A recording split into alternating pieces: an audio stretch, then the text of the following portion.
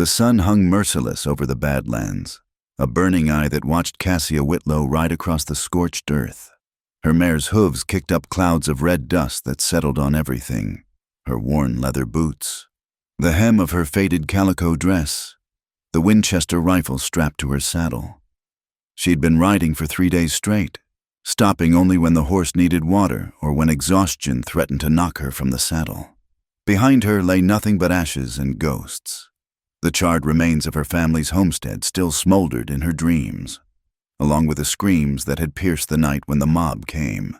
They'd called her father a heretic, her mother a witch. They'd spoken of sedition and dark dealings, though the only crime her parents had committed was refusing to sell their land to the railroad company. The flames had taken everything: the small cabin her father built with his own hands, the garden where her mother grew herbs, the barn where Cassia had learned to gentle horses, and their lives. The flames had taken their lives while Cassia hid in the root cellar, her father's last command ringing in her ears. Stay hidden, girl. Stay quiet. Live. She'd stayed hidden. She'd stayed quiet. But living, that was proving harder than dying would have been. The town of Red Bluff appeared on the horizon like a mirage, its wooden buildings wavering in the heat. Cassia had heard talk of it in the last settlement, a rough place, they'd said, where the law was whatever the strongest man decided it should be. Perfect for someone who wanted to disappear. Perfect for someone who needed to plan. As she rode down the main street, eyes followed her progress. Men lounging outside the saloon straightened up, squinting at the lone woman on horseback. Women pulling laundry from lines paused to stare. A pack of mongrel dogs scattered from her path, then regrouped to follow at a safe distance, drawn by curiosity or the hope of scraps. Cassia kept her chin high, her green eyes fixed straight ahead. She'd learned young that showing weakness in a place like this was like bleeding in shark-infested waters. Her mother's voice echoed in her memory. "You got fire in you, Cassie. Don't let anyone douse it." The livery stable sat at the end of the street, and Cassia guided her mare toward it. The proprietor, a grizzled man with arms like tree trunks, emerged from the shadows. "2 bits a night for the horse," he said, spitting tobacco juice into the dirt. "4 if you want grain. 2 bits is fine." Cassia dismounted, her muscles screaming protest after days in the saddle. "She's had grain enough, just needs rest and water." The man's eyes traveled over her, taking in the dust, the rifle, the determined set of her jaw. "You got a strange look about you, miss, like you're running from something or toward it." "Maybe both." She handed him the coins. "Know where I might find a room?" "Widow Martinez runs a boarding house 2 streets over. Respectable place." He paused, then added, "Though respectable folk don't usually ride into Red Bluff alone, carrying iron and looking like they've been wrestling with the devil himself." Cassia allowed herself a bitter smile. "Then I suppose I'll fit right in." She left the mare in his capable hands and walked through the town, memorizing the layout. The saloon dominated one side of the main street, the Broken Wheel, according to the faded sign. Across from it sat a general store, a barber shop that doubled as a dentist's office, and what appeared to be the sheriff's office, though the door hung crooked on its hinges. The boarding house was a 2-story structure that had seen better days, paint peeled from its walls like sunburned skin, and the porch sagged under the weight of years. Cassia knocked, and a small woman with steel-gray hair and suspicious eyes answered. "I need a room," Cassia said simply. $3 a week, paid in advance. No men after dark, no liquor, no firearms in the rooms. Cassia handed over the money, nearly the last of what she'd salvaged from the ashes of her home. "The rifle stays with me, Mrs." Martinez's eyes narrowed. "This is a respectable—" "The rifle stays with me, or I find somewhere else." Cassia's voice held no challenge, just flat certainty. After a long moment, the widow nodded. "3rd door on the left, upstairs. You caused trouble. You're gone." The room was sparse, a narrow bed with a straw mattress, a washstand with a cracked pitcher, a single window that looked out onto an alley. Cassia set her few possessions on the bed and went to the window. Somewhere in this town, or in the territory around it, were the men who had murdered her parents. She would find them. She would find proof of their crimes. And then, a commotion in the street below drew her attention. A crowd had gathered outside the saloon, forming a rough circle. Cassia could hear angry voices, the sound of scuffling, against her better judgment. She headed downstairs and out into the street. At the center of the crowd, a large man in an expensive suit, the kind that marked him as either a businessman or a politician, had another man by the collar. The victim was smaller, Mexican by the look of him, with blood already streaming from his nose. "You think you can cheat me, Grease?" The suited man's voice carried over the murmur of the crowd. "In my own town? I no cheat. Senor Garrison, I swear." The blow knocked the Mexican man to the ground. The crowd laughed, some calling out encouragement. Cassia felt the familiar fire rise in her chest, the one her mother had warned her about, the one that had gotten her in trouble more times than she could count. "Hardly seems fair," she heard herself say, her voice cutting through the noise like a blade.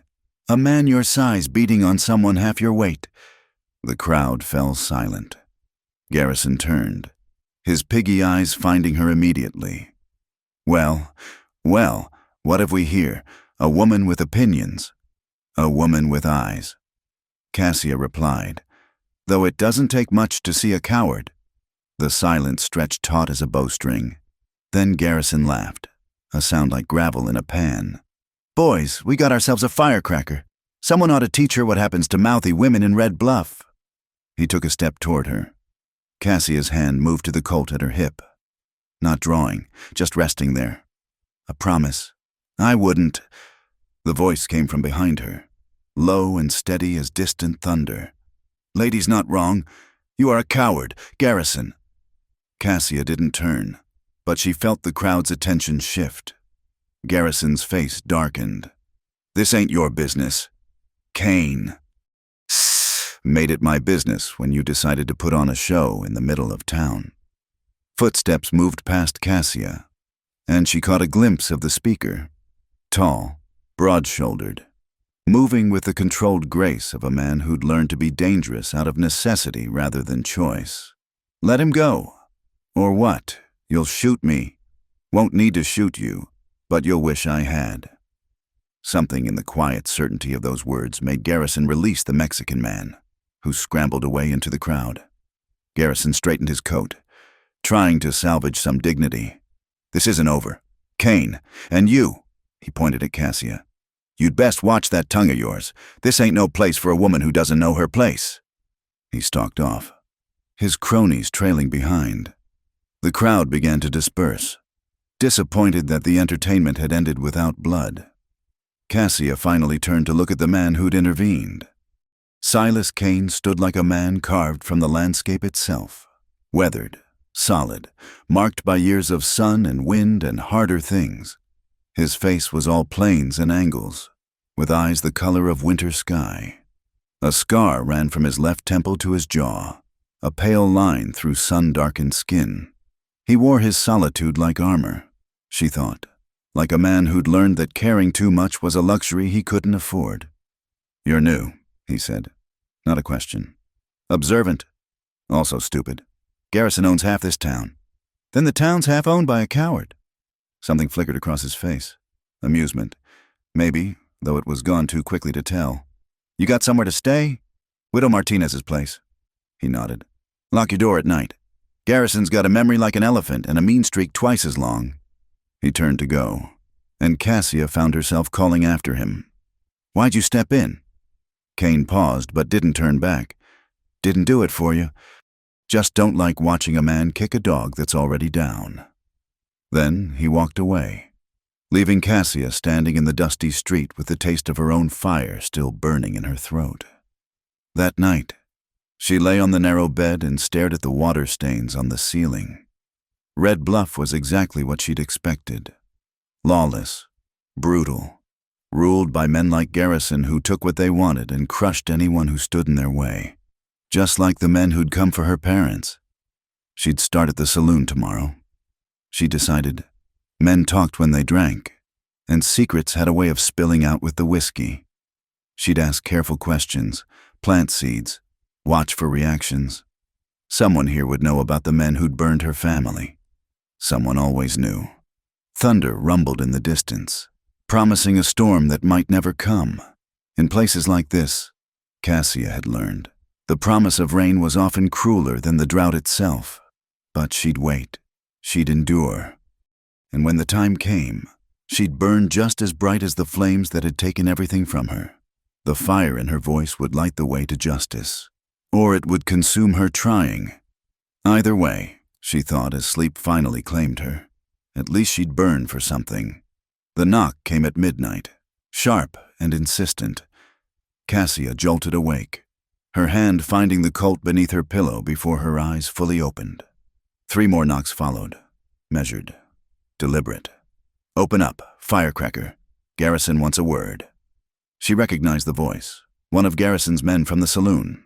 Through the thin walls, she could hear other boarders stirring, but none would intervene, not in Red Bluff. "Tell Garrison he can find me in the morning," she called back, already pulling on her boots. Wasn't a request. The door splintered inward. 3 men filled the doorway, whiskey-brave and mean-eyed. Cassia raised the Colt, but they were already on her. A fist caught her wrist, sending the gun spinning across the floor. Another blow to her stomach doubled her over, stealing her breath. They dragged her down the stairs, past Mrs. Martinez, who stood in her nightgown, wringing her hands but saying nothing, out into the street, where the night swallowed her cries. The saloon's lights blazed ahead, promising nothing good. But the windows suddenly went dark. The men hauling her stopped, confused. Then came the sound, measured bootfalls on wooden planks. Getting closer. "Evening, boys." Silas Kane stepped out of the shadows, a shotgun cradled easy in his arms. "Bit late for socializing, isn't it?" "Kane." The lead man's grip on Cassia loosened slightly. "This ain't your business." Kane's voice held winter in it. "See, that's where you're wrong. Everything that happens in this town after dark is my business. That's what Garrison pays me for. Garrison's the one who wants her." "Funny. Don't recall him mentioning that when I saw him earlier." The shotgun shifted, just enough to catch the moonlight. "You boys have about 10 seconds to decide if whatever he's paying you is worth what I'm about to do to you." They lasted 5 seconds. As their footsteps faded into the night, Cassia straightened, one hand pressed to her ribs. Kane lowered the shotgun and gave her a long look. "You always this popular? Or is tonight special?" "I have a talent for making friends." She winced as she breathed. Something was definitely bruised, maybe cracked. "Come on." He turned and started walking. When she didn't follow immediately, he paused. "Unless you'd prefer to wait here for round 2. His house sat a mile outside town, a low-slung cabin that seemed to grow from the landscape itself. Inside, it was sparse but clean, a place for sleeping and not much else. Kane lit a lamp and gestured to a chair. "Sit. I'll get something for those ribs." "I'm fine." "Sure you are." "That's why you're breathing like a horse that's been run too hard." He disappeared into another room, returning with a bottle and some cloth. "This'll sting." It did more than sting. Cassia bit down on her lip as he cleaned the scrapes on her hands and face, his touch surprisingly gentle for such large hands. When he started wrapping her ribs, she finally spoke. "Why'd you lie to them? About Garrison paying you?" "Didn't lie. He does pay me, just not to protect him from his own stupidity." Kane tied off the bandage. "You planning on telling me what this is really about?" "I told Garrison he was a coward. Apparently, he took offense." "That's not what I meant." Kane sat back, studying her with those winter sky eyes. "Women like you don't ride into towns like this without a reason. You're looking for something, or someone." Cassia met his gaze steadily. "Maybe I just like the scenery." "Scenery?" He almost smiled. "Right." Thunder rolled across the sky, and the promised storm finally arrived. Rain hammered the roof like fists, and Cassia found herself trapped in this strange sanctuary with a man she didn't know but had somehow trusted enough to follow. "I'll take you back in the morning," Kane said, moving to a cabinet. "Tonight, You stay here. I don't need. Wasn't asking. He pulled out blankets, tossing them on a cot in the corner. You can have the bed. I'll take this. This is your house, which means I make the rules. He paused at the door to the bedroom. Lock this behind me. Anyone tries to come through, shoot first and we'll sort out the details later. The door closed, leaving Cassia alone with the sound of rain and her own thoughts. She moved to the window, watching lightning illuminate the desert in brief, stark moments. Somewhere out there were the men who'd taken everything from her, and now she'd made enemies of new men, complicated her mission before it had barely begun. But she was alive, bruised, angry, but alive. The next days passed in a strange rhythm. Each morning, Kane would appear with coffee already made, then disappear to whatever business occupied a man who lived between town and wilderness. Cassia would return to Red Bluff, carefully rebuilding her presence, showing Garrison and his men that she wouldn't be driven off. She took work where she could find it, mending clothes for the working girls at the saloon, helping at the general store, even mucking stalls at the livery. Anything to stay, to listen, to learn. And each evening, she'd find Kane waiting at the edge of town, a silent escort back to the cabin. I can take care of myself, she told him on the fourth night. Never said you couldn't. He kept walking, rifle easy across his shoulders. But Garrison's boys are like coyotes. They prefer odds in their favor. She started cooking, partly from frustration at having nothing to do in the evenings, partly because Kane's idea of dinner was usually jerky and whiskey. The first night she made stew from the rabbits he'd shot. He stared at the bowl like it might contain poison. It won't kill you, she said. Been a while since anyone cooked in that kitchen. He took a cautious bite, then another. They ate in silence, but she noticed he cleaned his bowl, gradually. The silences became less awkward. She'd work in the small garden she'd started behind the house. The soil was poor, but a few hardy plants took root. He'd clean his guns or mend tack, occasionally offering a comment about the weather or the horses. Simple things, safe things. Then came the night the rain returned, fierce and sudden. Cassia stood on the porch, watching the storm turn the desert into a temporary sea. Kane appeared beside her, coffee cup in hand. My brother loved storms, he said quietly. Used to stand out in them, arms spread like he could catch the lightning. It was the first real thing he'd told her about himself. Cassia waited, sensing there was more. He was 19 when they hanged him, said he was a deserter, a coward. But Jamie, he wasn't either of those things. He just asked the wrong questions about why we were burning farms that looked just like the one we grew up on. The pain in his voice was old, worn smooth by years, but still sharp at the edges. Cassia's throat tightened. Nobody deserves to burn for speaking truth, she whispered. Kane turned to look at her then. Really look at her. His hand came up slowly, gathering her loose hair back from her face. His fingers were warm against her neck as he tied it back with a piece of leather cord from his pocket. Show me, he said softly. Show me what you burn for. Cassia Whitlow. The storm crashed around them, but in that moment, the world narrowed to just this, his hands in her hair, his eyes seeing through all her defenses to the fire beneath. She could have lied, could have deflected as she'd done so many times before. Instead, she spoke the truth. Justice. For parents who died because they wouldn't sell their souls. For a home that's nothing but ashes. For every person who's been crushed by men who think power gives them the right to take whatever they want. That's a lot of burning for one person to carry. Then maybe, she said, her voice barely audible over the storm, I won't carry it alone. Something shifted between them then. A recognition of shared wounds and kindred fire. Kane's hand lingered at the nape of her neck for a moment longer before he stepped back. We should go inside, he said. Storm's getting worse. But they stayed on the porch a while longer, watching the rain wash the desert clean, each lost in thoughts of justice and burning and the dangerous comfort of not being alone.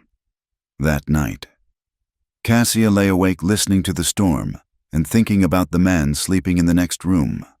She'd come to Red Bluff looking for ghosts and found something unexpected, someone who understood that sometimes the only way to honor the dead was to keep their truth alive, no matter how much it burned. Tomorrow, she'd return to town. She'd keep searching, keep pushing, keep hunting for the men who destroyed her family. But tonight, for just these few hours, she allowed herself to feel something other than rage. She allowed herself to feel hope. The breakthrough came from an unexpected source, a drunk surveyor in the saloon, crying into his whiskey about maps and land rights. Cassia had been wiping tables, invisible as furniture, when she heard him mention the Whitlow property. "Good bottom land," he slurred to anyone who'd listen. "Would have made prime railroad territory. Shame about the fire." Cassia's hand stilled on the dirty glass.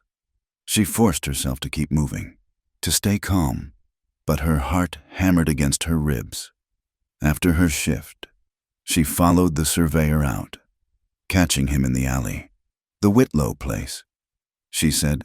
"You surveyed it." He squinted at her through bloodshot eyes.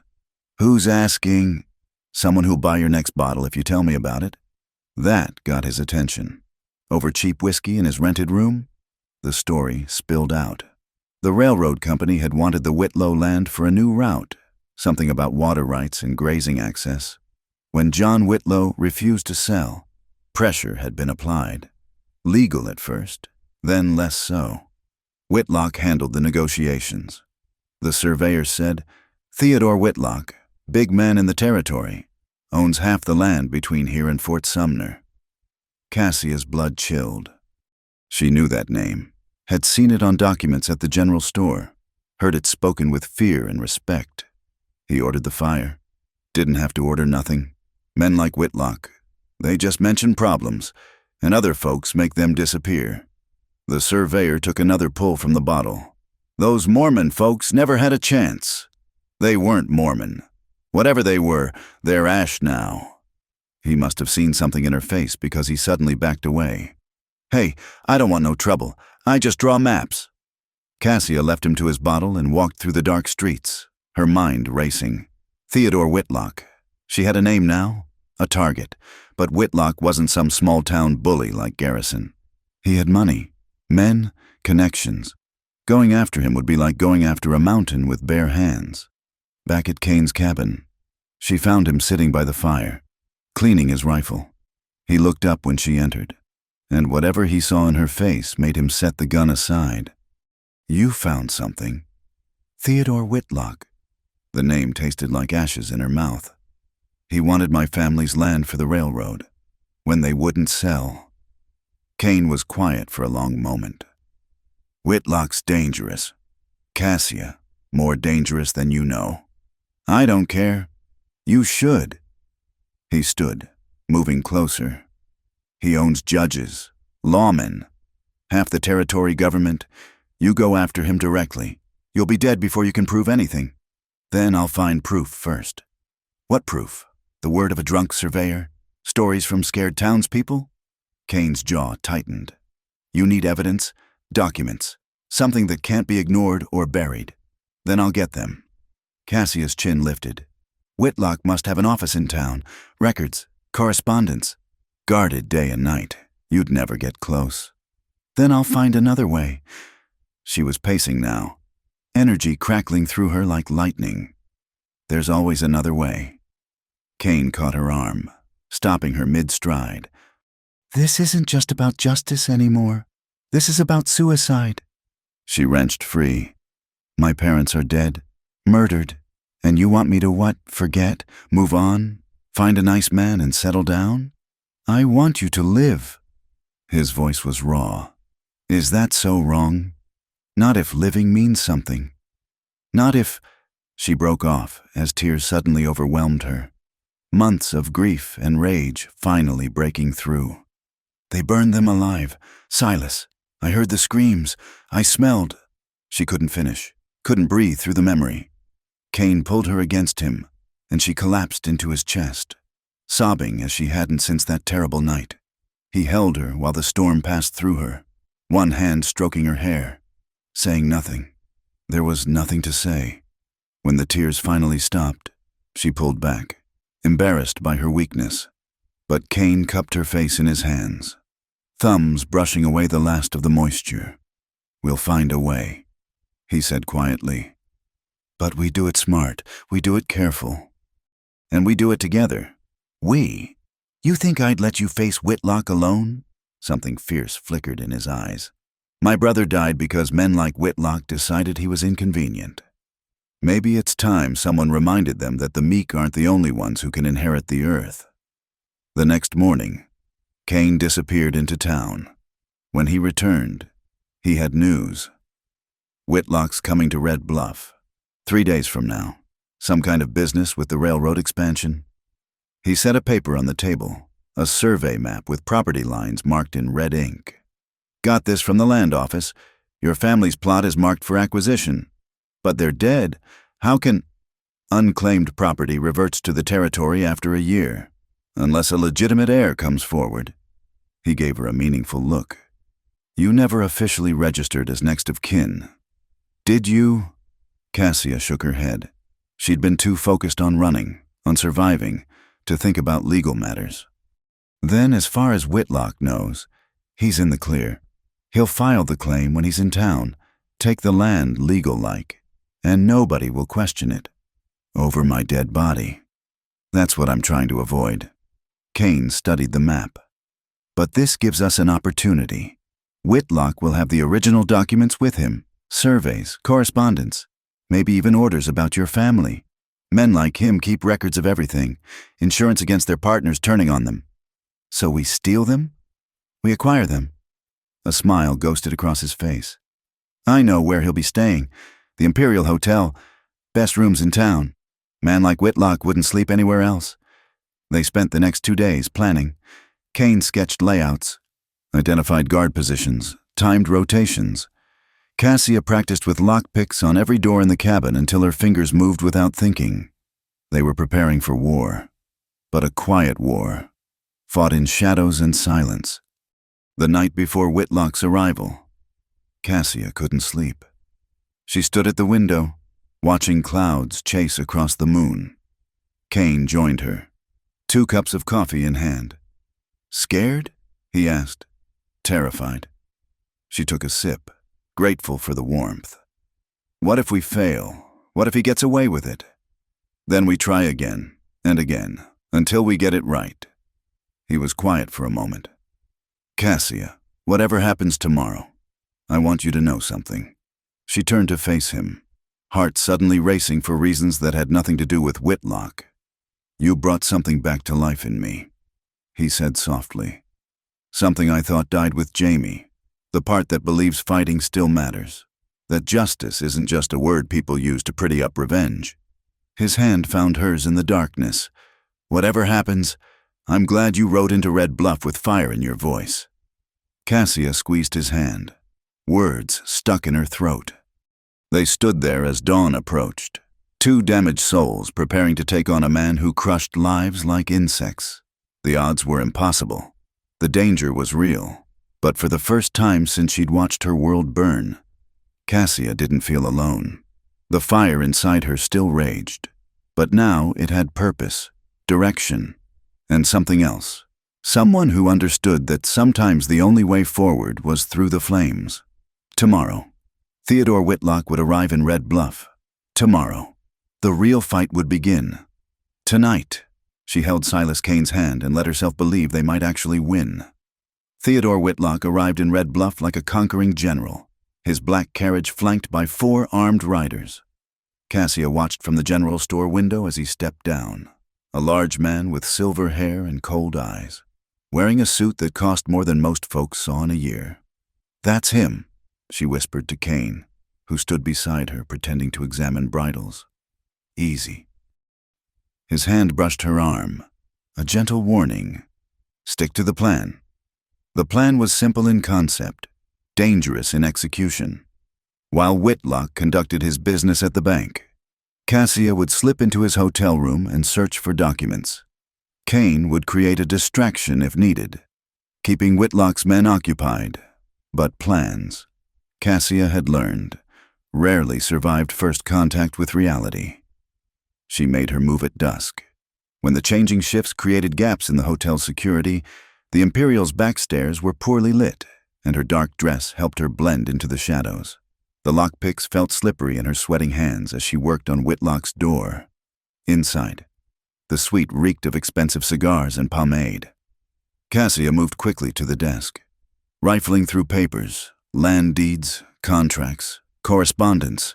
Then she found it, a leather portfolio marked with her father's name. Her hands shook as she opened it. Survey maps, transfer documents waiting for signatures, and a letter that made her blood freeze. The Whitlow situation has been resolved as discussed. The fire was attributed to a lamp accident. No investigations pending. The land will be available for claim after the statutory period. Signed by Sheriff Marcus Donovan, dated 3 days after her parents died. Rage flooded through her, so intense she nearly missed the sound of footsteps in the hall.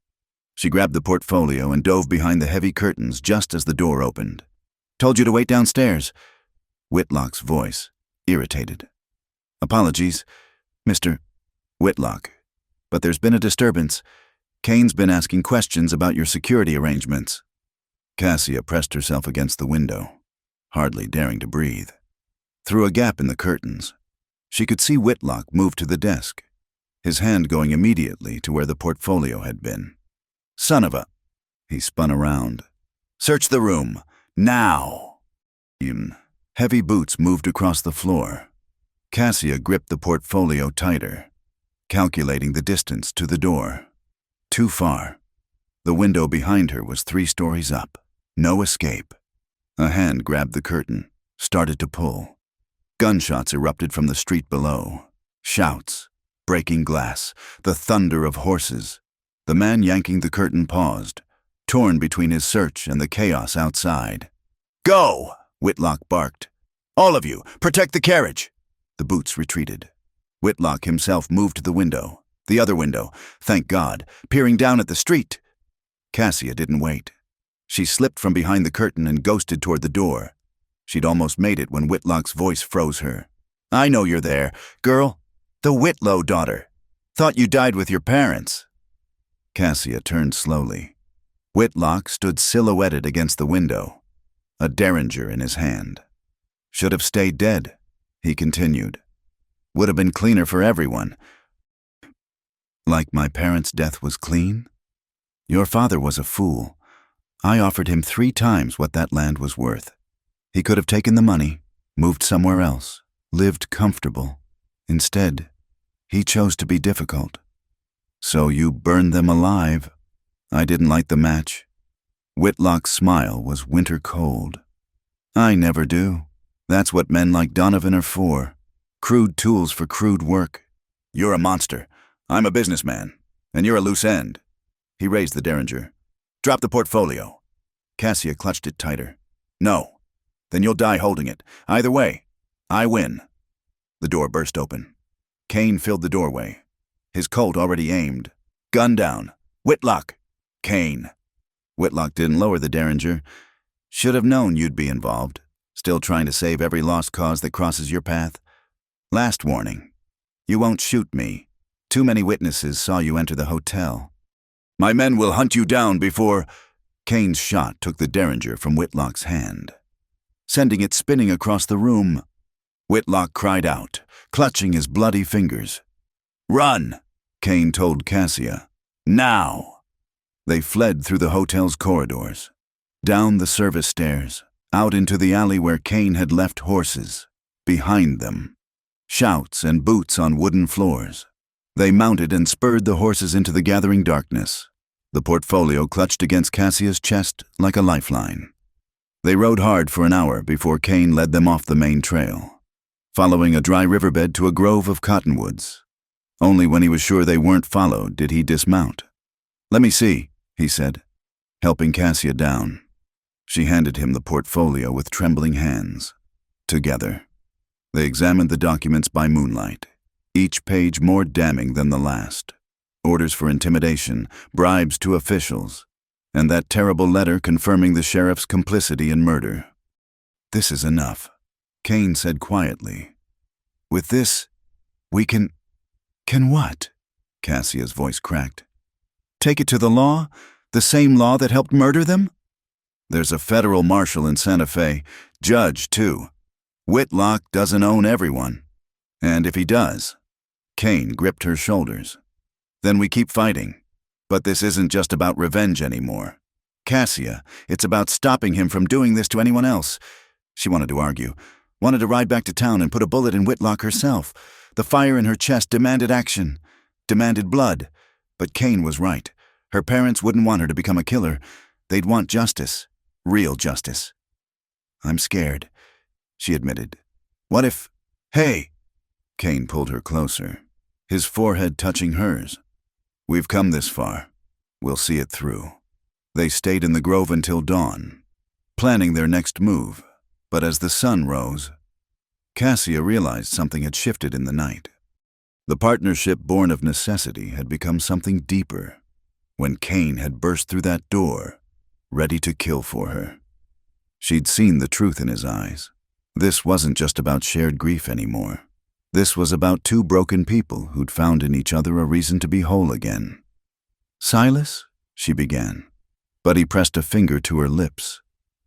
After, he said softly, after we finish this and you're safe, then we'll talk about what comes next. They rode out as the morning painted the desert gold. Two people against an empire of corruption. The portfolio bounced against Cassia's side with each stride, heavy with evidence and possibility. Whitlock would come for them. His men would turn Red Bluff inside out. But they had truth on their side now. And sometimes, just sometimes, that was enough. As they crested a rise, Cassia looked back at the distant smudge of the town. Somewhere behind them, Theodore Whitlock was nursing his wounded hand and wounded pride, probably screaming orders at his hired guns. Let him come, she thought. The girl who'd hidden in a root cellar while her parents burned was gone. In her place rode a woman who'd learned that fire could forge as well as destroy. And beside her rode a man who understood that some things were worth burning for. The letter from Whitlock arrived 3 days later, delivered to Kane's cabin by a nervous boy from town. Cassia read it aloud, her voice steady despite the tremor in her hands. Miss Whitlow, I believe we can reach an understanding that benefits all parties. Meet me at the Riverside Inn tomorrow at noon. Come alone, and we can discuss your family's land and future. Refuse, and I'll be forced to pursue other remedies. T.W. It's a trap, Kane said immediately. Of course it's a trap. Cassia set the letter down. But he's offering to negotiate. Maybe he'll put a bullet in you the moment you walk through the door. She'd been thinking the same thing, but something in the letter's tone gave her pause. Whitlock was many things, but he wasn't stupid. He had to know she'd made copies of the documents, hidden them somewhere safe. Killing her would only ensure they reached the authorities. I have to go, she said finally. Like hell you do. Silas. No. He stood abruptly, chair scraping against the floor. We stick to the plan. We take the evidence to Santa Fe. Let the federal marshal handle it. And if Whitlock owns him too, if the judge is in his pocket? Cassia rose to face him. At least this way. I can find out what he wants. Maybe there's something. There's nothing. Men like Whitlock don't negotiate. They eliminate problems. His jaw clenched. I won't let you walk into that inn. You won't let me? Fire flashed in her eyes. I don't recall asking for permission. Cassia? No, you listen. She stepped closer, chin raised. My parents are dead. My home is ash. Everything I had, everything I was, went up in flames because of that man. If there's even a chance, what if you die too? His voice cracked. What then? How does that honor their memory? At least I'll have tried. You think I haven't seen enough death? You think I want to add yours to the list? He gripped her shoulders, perhaps harder than he meant to. Damn it, Cassia, I can't. Can't what? Can't lose you too? The words came out raw, torn from somewhere deep. I've already buried everyone I can't do it again. The fight went out of her at the pain in his voice. She reached up, covering his hands with hers. You won't have to. I'll be careful. Careful isn't enough with Whitlock. Then come with me, Not inside, he said alone, but nearby. If something goes wrong, when something goes wrong, then you'll be there. She squeezed his hands. Please, Silas, I need to do this. He stared at her for a long moment, conflict clear in his eyes. Finally, he exhaled heavily. You're the stubbornest woman I've ever met. I'll take that as a yes. The next morning dawned clear and hot. Cassia dressed carefully. Her best dress, the dark blue one that made her look respectable. She tucked a derringer into her boot and a knife into her sleeve. Kane watched from the doorway, disapproval radiating from every line of his body. Remember, he said as they prepared to leave, anything feels wrong, you get out. Don't try to be brave. I'm always brave. It's my worst quality. Cassia. He caught her arm. I mean it. First sign of trouble. She silenced him with a kiss. It was meant to be quick, reassuring, but the moment their lips met, something ignited between them. Kane pulled her closer, one hand tangling in her hair, and Cassia melted into him, letting herself feel the desperate need they'd both been fighting. When they finally broke apart, both were breathing hard. Come back to me, he whispered against her forehead. Promise. I promise. The Riverside Inn sat at the edge of town, a 2-story establishment that catered to travelers with money. Cassia left her horse at the livery and walked the last block, aware of eyes watching from windows and doorways. News of her meeting with Whitlock had obviously spread. Inside, the dining room was empty except for a single occupied table. Whitlock sat facing the door, his bandaged hand resting on the white tablecloth. 2 men flanked him, hands resting on pistol grips. Miss Whitlow. Whitlock gestured to the chair across from him. Please, sit. Would you care for tea? I'll stand. As you wish. He studied her with those cold eyes. You look like your mother. Same proud bearing, same inability to recognize when you're outmatched. What do you want, Whitlock? Direct. I appreciate that. He lifted a document from the table. I want you to sign this. It's a bill of sale for your family's land, properly witnessed and notarized. In exchange, I'll pay you $5,000 and guarantee safe passage to anywhere you'd like to go. And the documents I took, you'll return them, of course. All copies destroyed. His smile was thin. It's a generous offer. Miss Whitlow, more than fair. Fair? Cassia laughed bitterly. You murdered my parents. I've murdered no one. If locals took it upon themselves to act against suspected seditionists? Stop. She placed both hands on the table, leaning forward. We both know what happened. You wanted the land. They wouldn't sell, so you had them killed. At least have the courage to admit it. Something flickered in Whitlock's eyes. Annoyance, perhaps, or respect. Your parents were obstacles to progress. The railroad will bring prosperity to this entire territory. Their stubbornness would have cost hundreds of jobs, thousands of opportunities. So you burned them alive? I removed an impediment. He leaned back. Just as I'll remove you if you don't see sense. The difference is, I'm offering you a choice. Here's my counteroffer, Cassia said. You confess publicly. You admit what you did, turn yourself in. And maybe, I don't send those documents to every newspaper from here to Washington. Whitlock's men shifted, hands tightening on their guns. But Whitlock himself just laughed, a sound like breaking glass. You're more naive than I thought. Do you imagine confession would matter? I own the law in 3 territories.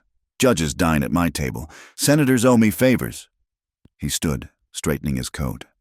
But I'll give you 1 day to reconsider. Tomorrow at noon. You bring the documents and sign the sale, or I'll take more direct action. Is that a threat? It's a promise. Miss Whitlow, ask your friend Kane what happens to people who stand in my way. Ask him about his brother. Cassia's blood chilled. What do you know about? Everything. I know everything that matters in my territory. Whitlock moved toward the door, his men falling in behind. One day, Miss Whitlow, use it wisely. After they left, Cassia sank into the chair, legs suddenly weak. The derringer in her boot seemed to mock her. What good were weapons against a man who owned the world? She found Cain waiting behind the inn, rifle ready. One look at her face and he was off his horse, pulling her into his arms. "What happened? Did he? He knows about Jamie." The words tumbled out. "He knows about your brother.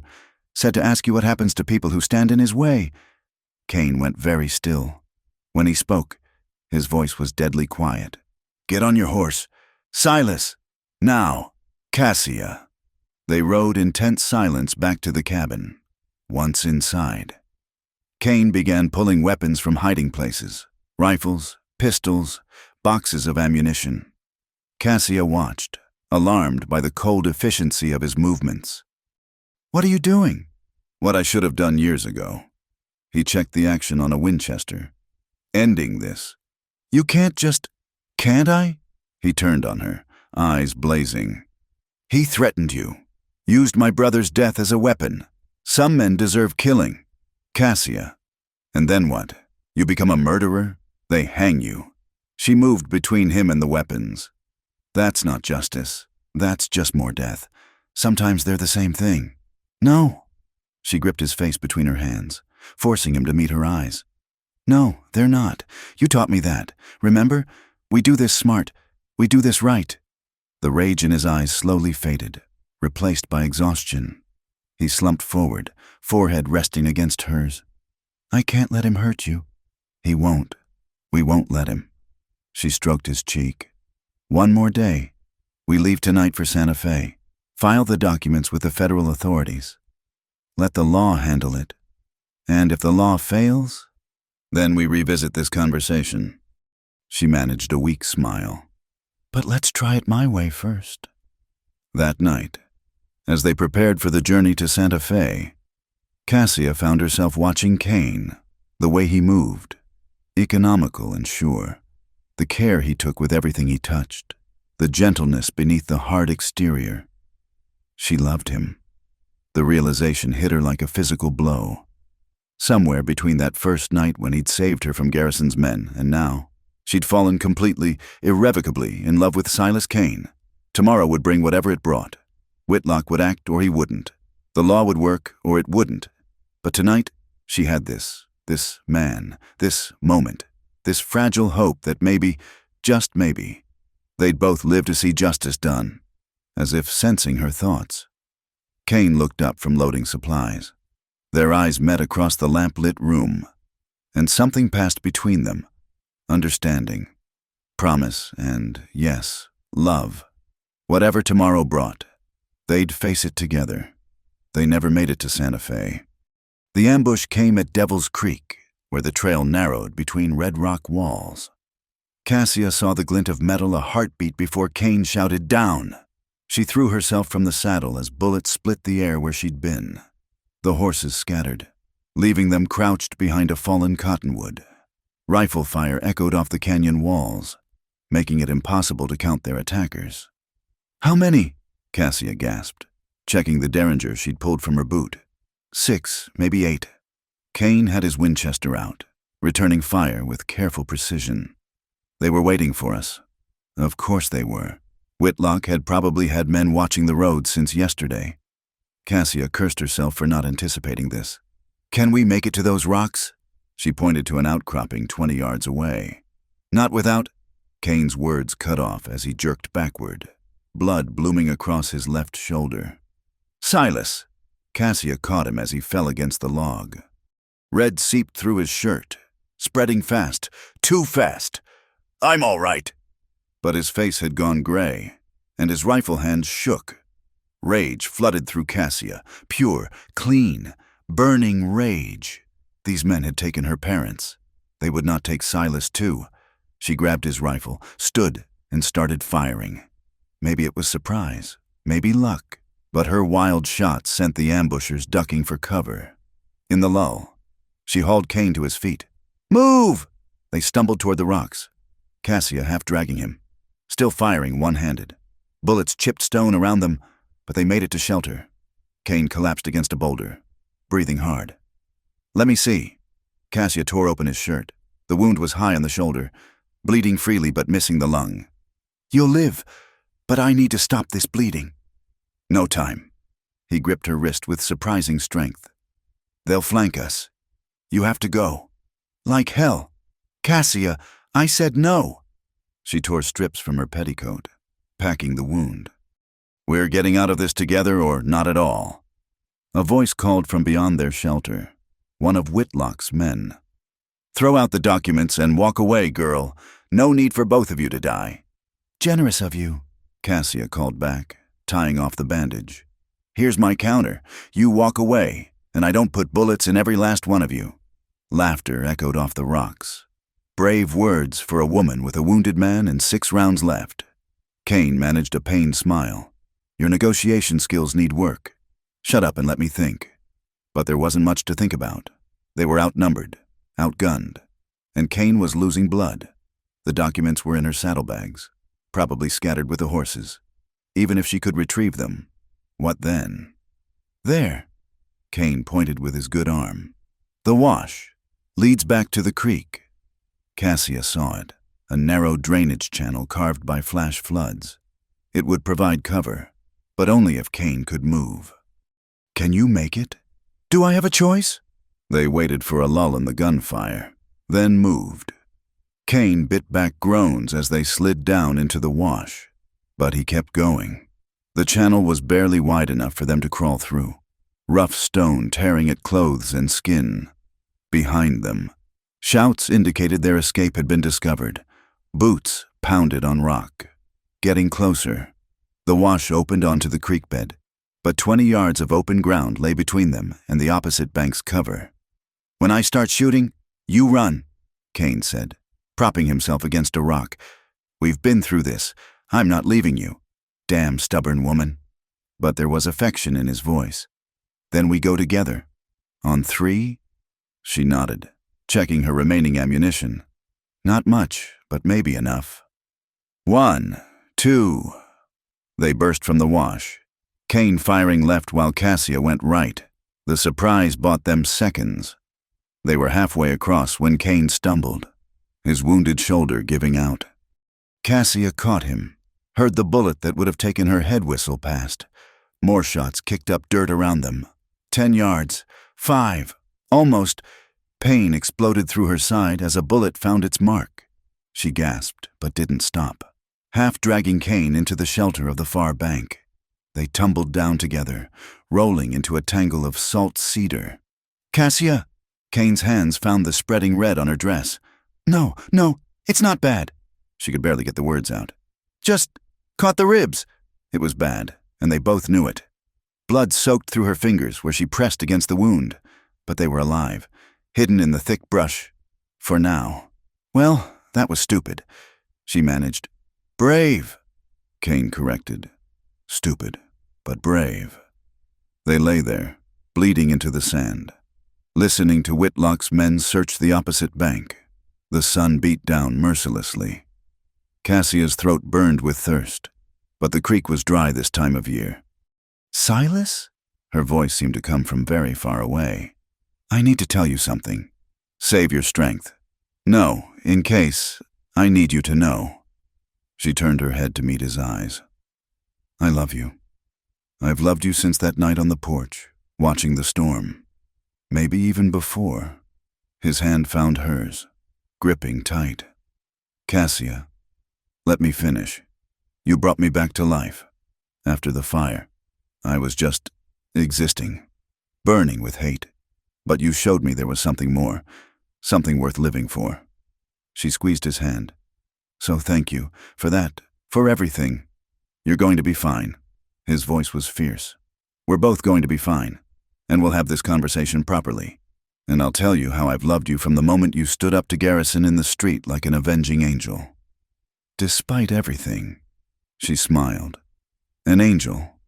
My angel. He pressed his lips to her forehead. Now stop talking. Save your strength. They must have passed out.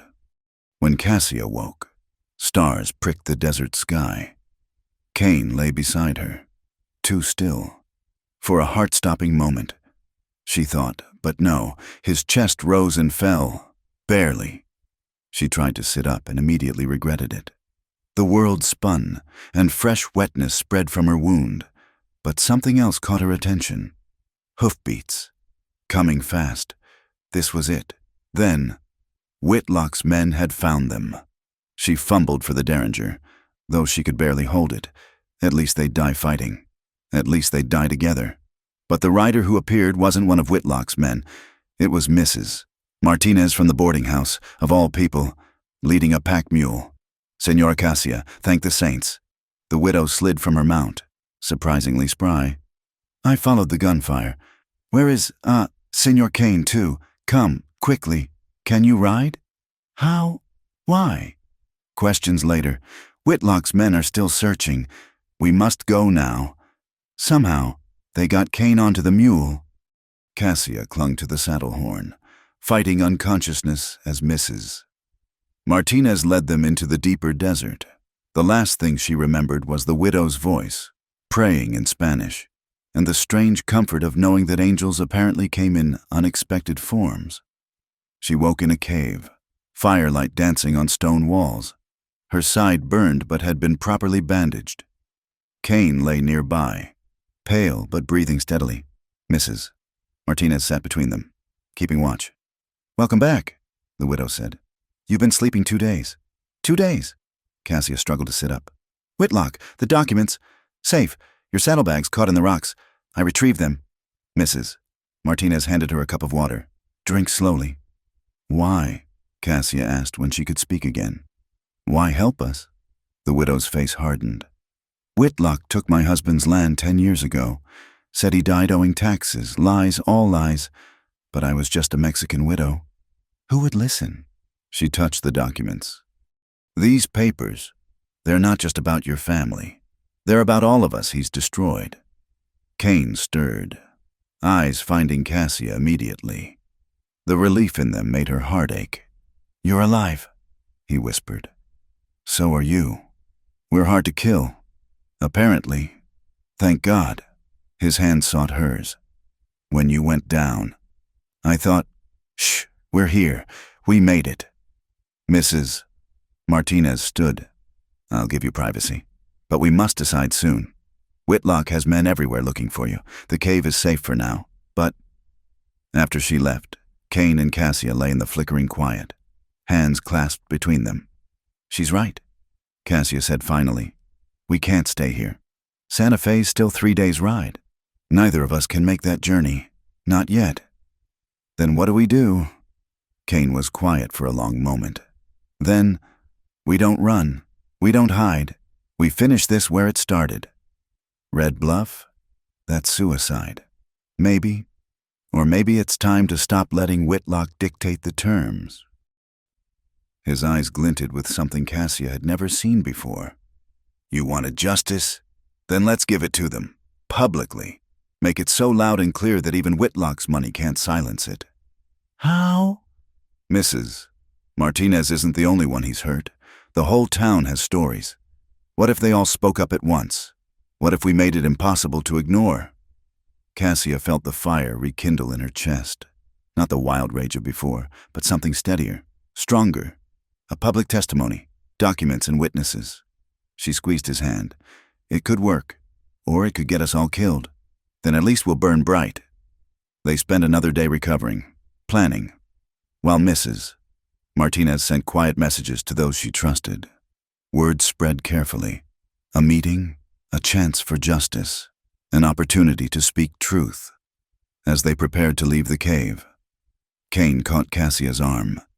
Whatever happens tomorrow, I know. She kissed him softly. I love you too. They rode toward Red Bluff as the sun set. 2 wounded warriors and 1 fierce widow, carrying truth like a weapon. Behind them, the desert stretched endless and unforgiving. Ahead lay either justice or death, but they rode together, and somehow, that was enough. They entered Red Bluff before dawn, slipping through back alleys like ghosts. Mrs. Martinez had arranged shelter in the church. Father Miguel was one of the few men in town Whitlock couldn't buy or intimidate. Rest, the priest said, looking at their bandages with concern. The meeting isn't until noon. But Cassia couldn't rest. She paced the small room behind the altar, checking and rechecking the documents. Everything had to be perfect. They'd only get one chance at this. "You'll wear a groove in the floor," Kane said from where he sat, cradling his wounded shoulder. "Better than wearing one in my mind." She paused at the window, peering through dusty curtains. "What if no one comes? What if they're too scared?" "They'll come, Mrs." Martinez entered with a tray of food. "I've spoken to 20 families already. The Hendersons, whose son disappeared after refusing to sell. The Changs, burned out of their laundry. The widow Patterson, whose husband died in a mining accident after finding silver on land Whitlock wanted." 20 families, Cassia repeated. "Will it be enough?" "It has to be," Kane said. By 11 o'clock, people began gathering in the church. They came in ones and twos, trying not to draw attention. But soon the pews were filling. Farmers, merchants, laborers, all with stories, all with grievances against Theodore Whitlock. Then the doors burst open. Sheriff Donovan strode in with 6 deputies, guns drawn. "This is an illegal assembly," he announced. "Everyone out, now." No one moved. "I said, 'We heard you, Sheriff.'" Father Miguel stepped forward, small but unbowed. "This is a church. These people are here for confession. Don't play games with me. Padre, no games. They've come to confess their silence in the face of evil, to speak truths too long hidden." The priest's voice carried clearly. "Surely even you wouldn't prevent souls from seeking absolution?" Donovan's face darkened. "Whitlock owns this town. God owns this church." Father Miguel replied simply. For a moment, violence hung in the air like smoke. Then, from the back of the church, old Sam Henderson stood up. He was 70 years old, bent from a lifetime of farming, but his voice rang clear. "My boy Tommy was 22 when he disappeared, said no to selling our water rights." His rheumy eyes fixed on Donovan. "You were the one who told me he'd run off, but I know better. We all know better." "Mrs." Patterson rose next. "My William found silver. A week later, a mine shaft collapsed on him. Only he wasn't mining that day. He was in town, buying supplies. How does a man die in 2 places at once, Sheriff?" One by one, they stood, each story adding weight to the truth everyone had been too frightened to speak. Donovan's hand moved to his gun, but Kane's voice stopped him. "Draw that iron, and federal marshals will hear about it." Kane stood slowly, painfully. "Yes, Donovan, federal. This goes beyond your jurisdiction now." "You're bluffing." Cassia stepped from behind the altar, holding the portfolio high. "Am I? These documents prove conspiracy, murder, and corruption across 3 territories. Names, dates, amounts, including yours, Sheriff. Particularly the payment you received 3 days after my parents burned." The church erupted in angry murmurs. Donovan had gone pale. "Fake," he stammered. "Forgeries." "Then let's test that." Cassia opened the portfolio, began reading.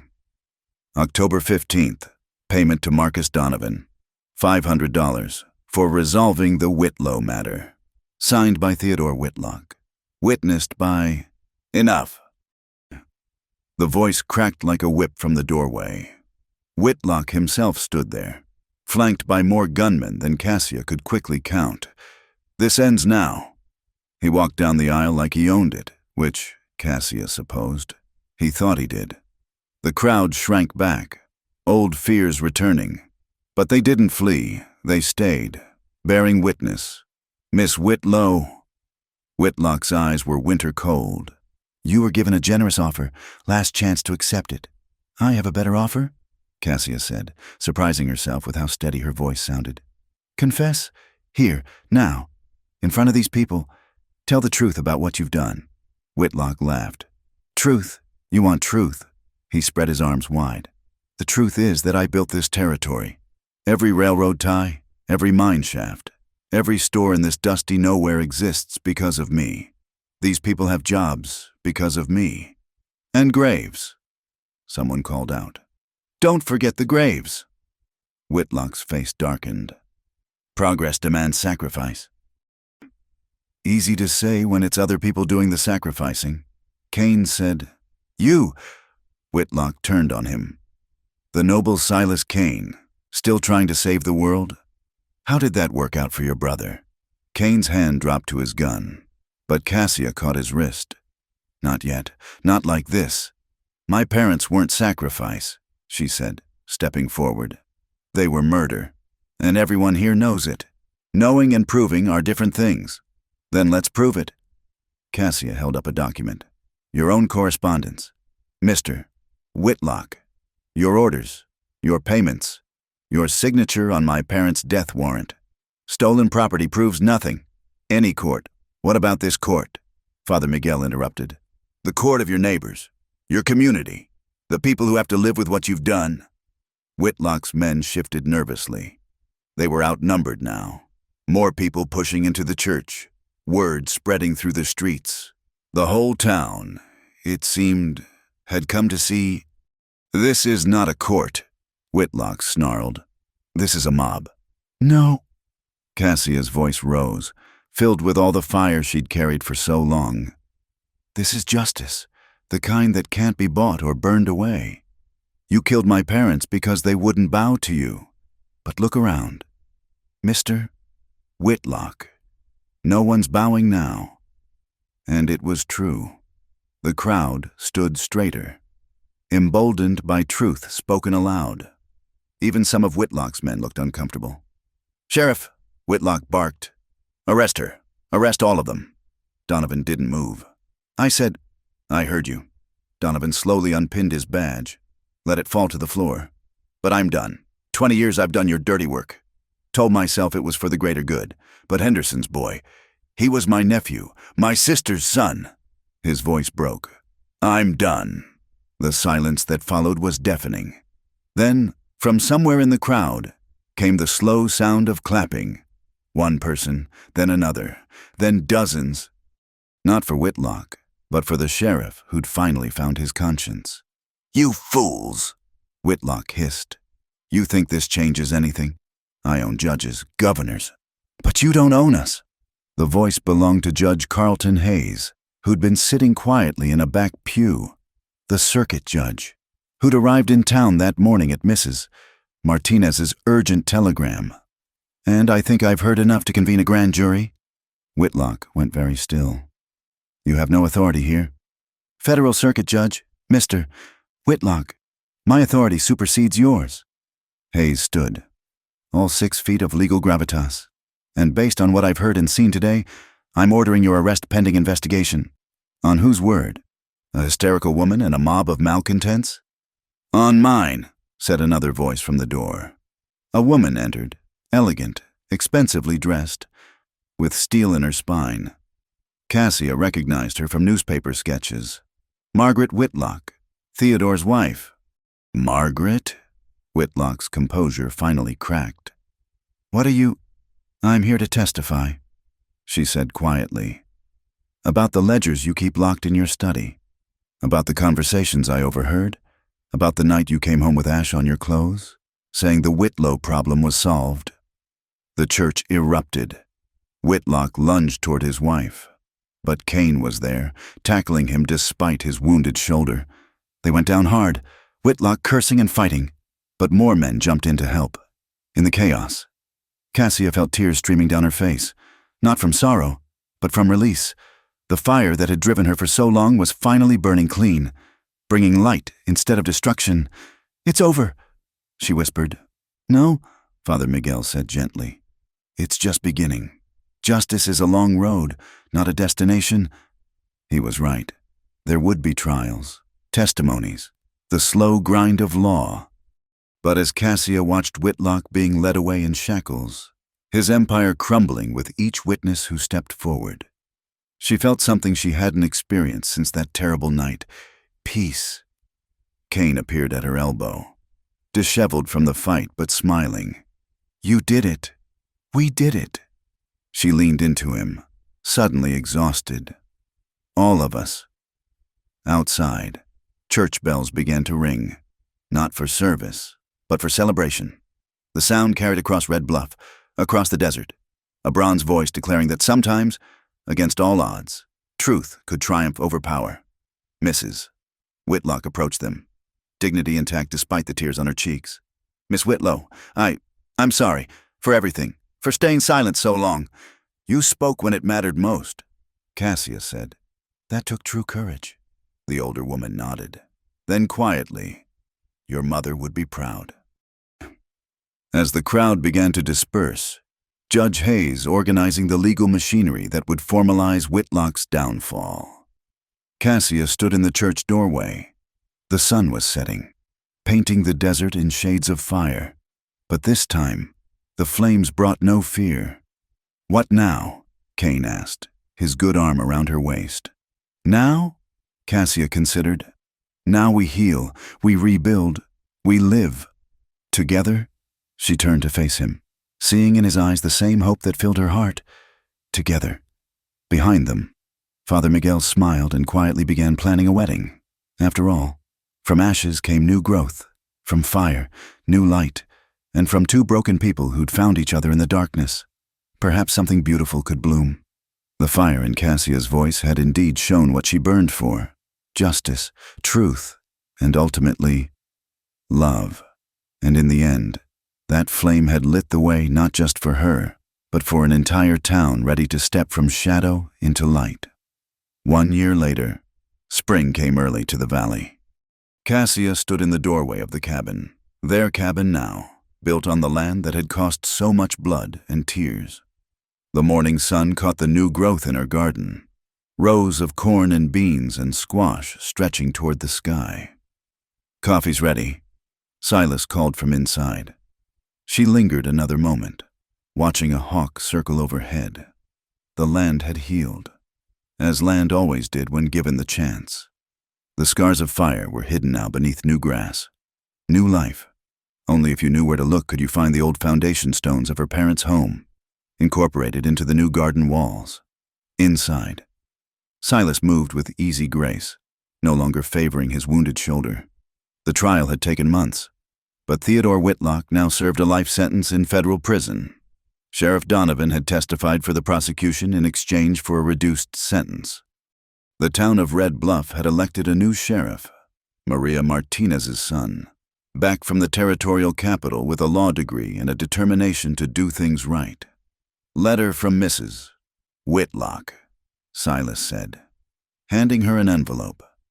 Margaret Whitlock had divorced her husband and used her settlement to establish a fund for families affected by his crimes. She wrote regularly. Small updates about the good being done with blood money turned to better purpose. "She says the Hendersons are rebuilding their ranch," Cassia read aloud.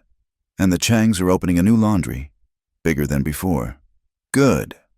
Silas poured coffee, the domesticity of the gesture still capable of making her heart skip.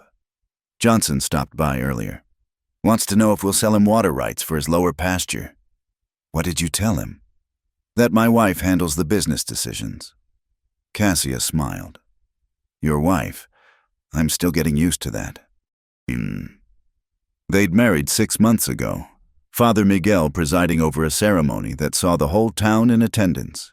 Even Judge Hayes had returned for it, bringing news that Whitlock's network was unraveling across 3 territories. Justice, it seemed, was contagious once people saw it could actually happen. "Speaking of business," Silas said, "we need to decide about the railroad." Ah, yes, the railroad still wanted to come through, but now they were offering fair prices, proper negotiations. Progress didn't have to mean destruction. It was a lesson hard learned by everyone. "We'll meet with them next week," Cassia decided. "But on our terms." A knock interrupted them.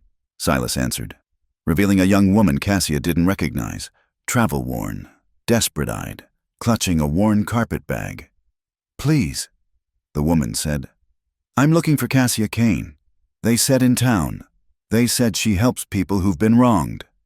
Cassia stepped forward. "I'm Cassia. Come in. Tell me what happened." The woman's story was depressingly familiar. A rancher up north using force to drive out smaller homesteaders. The law looking the other way. As she talked, Cassia saw her younger self, burning with injustice. Nowhere to turn. "We'll help," Cassia said when the woman finished. Won't we, Silas? He was already checking his rifle. Been too quiet around here anyway. That afternoon, they rode out together, the young woman, Sarah Colton, between them, at the top of the ridge. Cassia paused to look back at their valley. The cabin sat peaceful in the afternoon light. Gardens green around it, chickens pecking in the yard. A life built on ashes, but no longer defined by them. Second thoughts? Silas asked. Never. She turned her horse north. But we're not hunting for justice anymore. We're building it. One corrupt rancher at a time. One wrong made right at a time. They rode through the afternoon, and Cassia found herself thinking about fire. How it could destroy. Yes, but also how it cleared the land for new growth. How it could warm as well as burn. How it could light the way through darkness. That evening, they made camp under stars bright as justice.